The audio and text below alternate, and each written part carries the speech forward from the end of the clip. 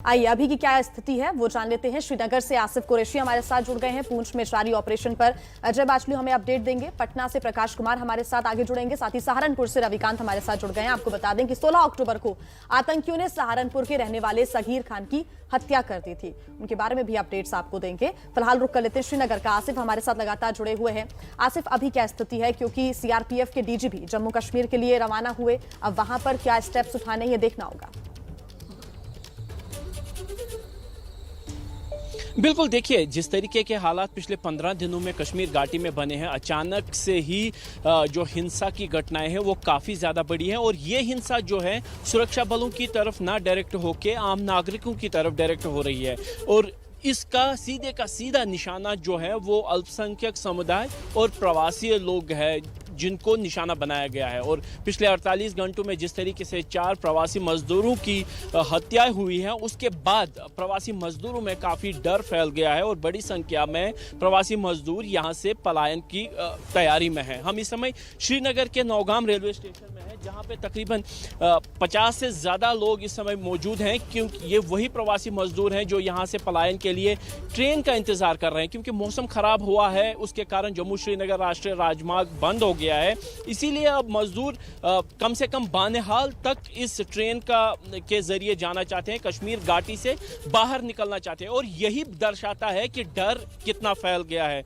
5 प्रवासी मजदूरों की हत्या हुई है और सभी प्रवासी मजदूर, चाहे उनकी संख्या 1 लाख है या 2 लाख है, उनमें डर फैल गया है कि हो सकता है कि आने वाले दिनों में उनको निशाना बनाया जाए और इसीलिए वो यहां से जाने की कोशिश कर रहे हैं। और इसी को रोकने के लिए प्रशासन पर है जिम्मेदारी कई गुना बढ़ गई है, क्योंकि जिस तरीके का माहौल पिछले 15 दिनों में बिगड़ा है, उससे कहीं ना कहीं उंगली जो है प्रशासन और सुरक्षा एजेंसियों पर जरूर उठी है। क्योंकि इंटेलिजेंस अलर्ट के बावजूद भी अगर तैयारी पूरी नहीं रही और इस जाहिर सी बात है आसिफ कुरैशी, कहीं ना कहीं अब सुरक्षा बलों को भी कमर कसनी होगी जिस तेजी के साथ ये आतंकवाद बढ़ा है। और तमाम रिपोर्टर्स आप देख सकते हैं हमारे साथ इस समय फील्ड से जुड़े हुए। पटना से प्रकाश कुमार हमारे साथ मौजूद हैं। प्रकाश, जिस तरीके से प्रवासी मजदूरों को निशाना बनाया जा रहा है और बिहार के बहुत बड़ी संख्या है प्रवासी मजदूरों की जो जम्मू कश्मीर में काम करने के लिए गए हैं, लेकिन सियासत पूरे जोरों पर जमीन पर देखने को मिल रही है।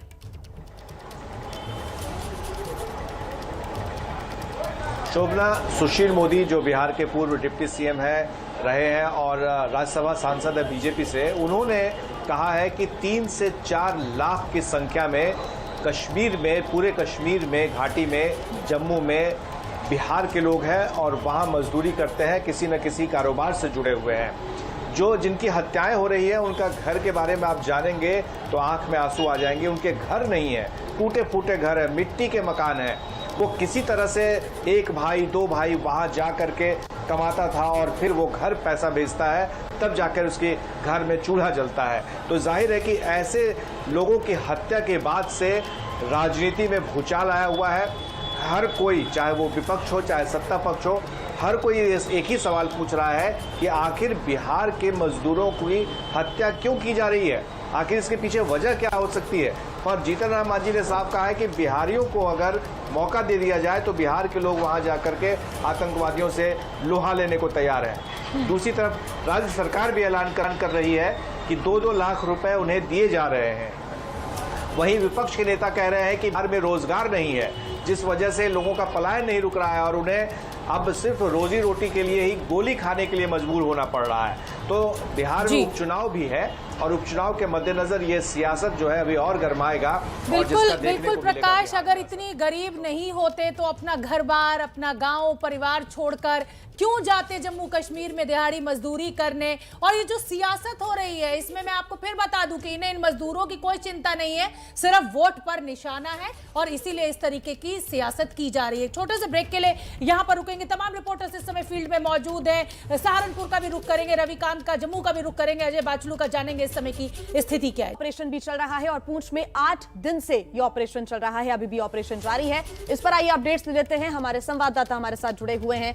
अजय, अभी क्या ताजा अपडेट्स है, क्योंकि पिछले 8 दिन की हम बात करें तो हमने जवानों को भी खोया है, हालांकि आतंकवादियों को मार भी गिराया है, यहां सफलता भी मिली है।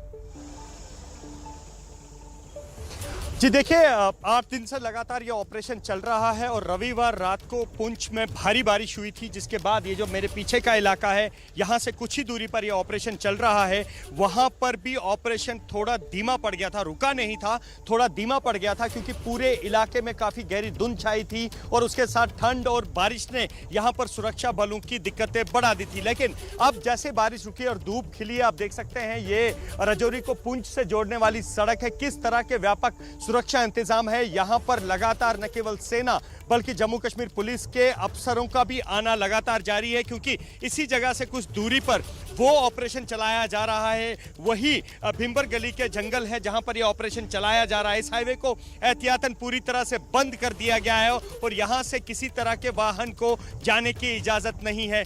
लगातार अब जब धूप खिली है तो लगातार इस पूरे जंगलों में जो है सैनिटाइजेशन ऑपरेशन चलाया जा रहा है, पूरे जंगल को खंगाला जा रहा है, जिसके लिए अब सेना ने पैरा कमांडोज की भी मदद ली है और लगातार इन जंगलों में उन आतंकियों को ढूंढा जा रहा है जो पिछले करीब 2.5 महीने से इन जंगलों में छुपे हुए हैं और जिन आतंकियों ने भारतीय सेना के 9 जवानों को निशाना बनाया है।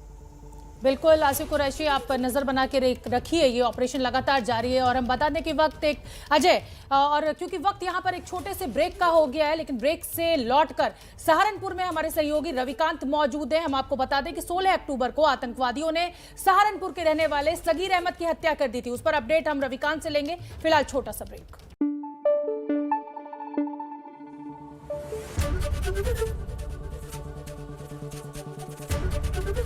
एबीपी न्यूज आपको रखे आगे।